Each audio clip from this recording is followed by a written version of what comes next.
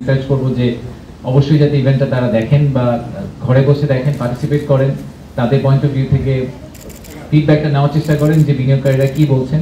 আমরা মেইন ইভেন্টের কথা আপনাদের একটা বড় আসলে ড্রাইভার, আমাদের বিনিয়োগের একটা বড় অংশ কিন্তু লোকাল বিনিয়োগকারীদের থেকে আসে। তো তাদের যে ভিউটা, তারা আসলে আমাদেরকে সম্মানিত করব, কোম্পানি বা ইন্ডিভিজুয়াল। তো প্রথমটা হচ্ছে একজন লোকাল ইনভেস্টরকে আমরা সম্মানিত করব, তার সাথে একজন ফরেন ইনভেস্টরকে আমরা সম্মানিত করব।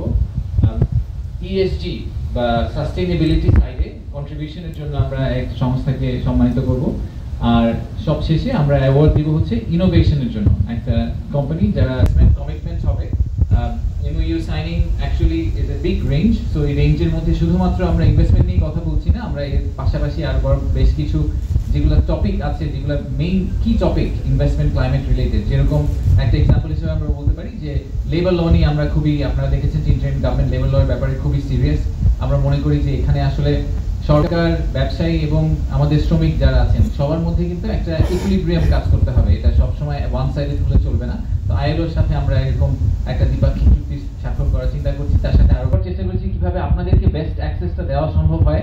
একটা মিডিয়া কর্নার থাকবে, তো যখন এই মেইন প্রোগ্রামগুলো হতে থাকবে সারাদিন ধরেই তো অনেকগুলো প্রোগ্রাম চলবে, ওই ভেন্যুতে একটা মিডিয়া কর্নার থাকবে। তো যারা আপনারা ওখানে যাবেন তারা ওই সময়ে যদি কোনো বিনিয়োগকারীকে বা আলাদা করে কাউকে ইন্টারভিউ করতে চান বা কারোর সাথে কথা বলতে চান, তাহলে আপনারা মিডিয়া কর্নারটা ইউজ করে সেই জিনিসটা করতে পারেন। সেই ইনভেস্টরদের জন্য ভবিষ্যতে বাংলাদেশে ব্যবসা করা ইজি হয়।